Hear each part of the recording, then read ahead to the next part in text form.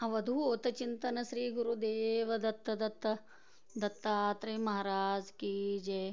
नमस्कार मित्रांनो, आजच्या व्हिडिओमध्ये आपलं स्वागत आहे.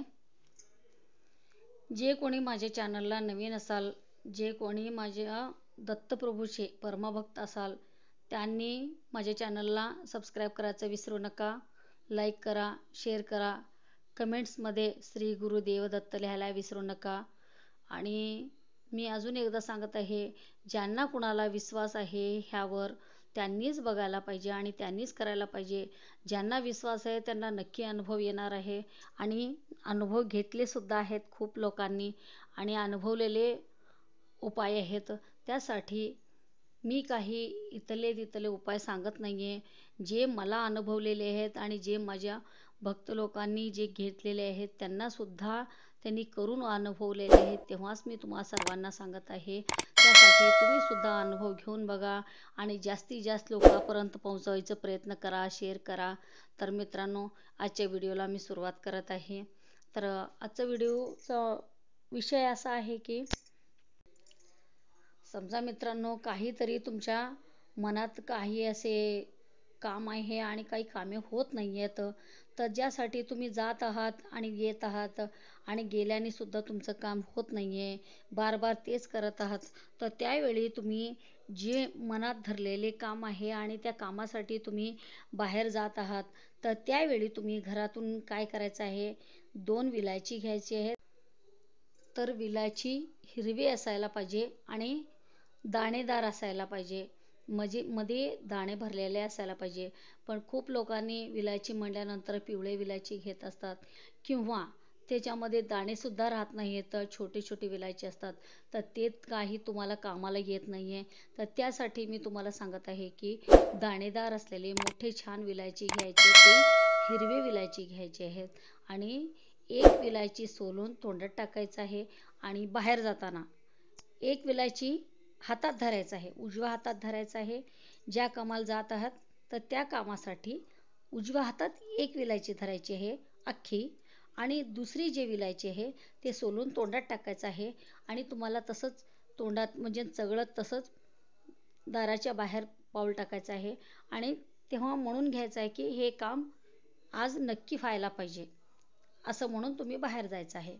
आणि नंतर जेव्हापर्यंत तुम्ही समजा दुसऱ्या मनुष्याकडे काहीतरी काम आहे आणि किंवा नाही तुमचं काहीतरी सरकारी काम अडकलेलं आहे, तर सरकारी कामे आहेत, तर तुम्ही कुठेही कोणतं प्लॉटचं काम आहे, कुठं शेताचं काम आहे, कोणतं काहीतरी बिझनेसचं काम आहे, नाही तुमचं काहीतरी एज्युकेशनचं काम आहे, नाही नोकरीचं काम आहे, तर कशाबद्दलही काम असू दे, तर त्याबद्दल सगळ्याच कामाबद्दल हे तुम्हाला उपाय चालणार आहे. तर त्यावेळेस तुम्ही काय करायचं आहे, ही विलायची टाकायची नाही आहे. जिथं तुम्ही जायचं आहे तिथं जाऊन बोलेपर्यंत त्यांना बोल जे असतं ते हातात ठेवायचं आहे आणि ते बोलल्यानंतर तुम्ही तसेच विलायची हातातल्या हातात वापस आणायची आहे, ते कुठं ठेवायचंच नाही आहे.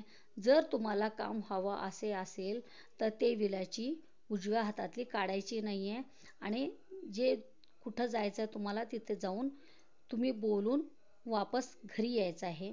घरी आल्यानंतर ते विलायची काढून ठेवायचं आहे किंवा वाहत्या पाण्यात टाकायचं आहे. तुमच्याकडे काहीतरी नदी आहे किंवा समुद्र आहे, तुम्ही कुठे शहरात असतात तर वाहत्या पाण्यात टाकायचं आहे. तर त्याने सुद्धा तुमचे काम जरूर होणार आहे. तुम्ही करून बघा मित्रांनो.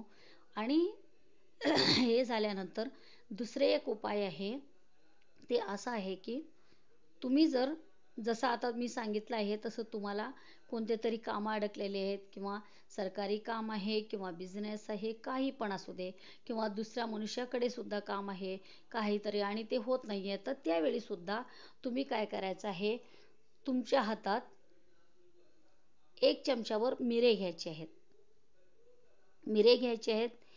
दाराच्या बाहेर पडताना हातात मिरे घ्यायचे आहेत आणि नक्की बाहेर पडल्याबरोबर मोठ्या दाराच्या बाहेर किंवा तुमच्या गेटच्या बाहेर पडल्याबरोबर उत्तरेकडे उजव्या हाताने फेकायचं आहे आणि तसंच पुढे जायचं आहे. मागे वळून बघायचं नाही आहे. समजा तुम्ही एखाद्या वेळेस कोणीतरी हाक मारली आणि तुम्ही मागं बघितलात तर ते काम होणार नाही आहे, तर तुम्ही नंतर म्हणाल की ताई तुम्ही सांगितलं होतात आणि असं झालं नाही. तर त्यासाठी तुम्ही गलती करायची नाही आहे. तर जसं मी सांगते तसंच तुम्ही केलात तर तुमचं काम नक्की होणार आहे. तर तुम्ही करून बघा हे उपाय आणि अनुभव घ्या. तर आजच्या व्हिडिओला मी इथं समाप्त करत आहे. पुढच्या व्हिडिओमध्ये नवीन उपायसोबत पुन्हा भेटूया आपण. तोपर्यंत तुम्हा सर्वांना अवधूत चिंतन श्री गुरुदेव दत्त दत्त दत्तात्रय महाराज की जय. दत्तात्रयची असीम कृपा तुमच्यावर आणि आमच्यावर सदैव राहू दे. तोपर्यंत तुम्हा सर्वांना माझा नमस्कार.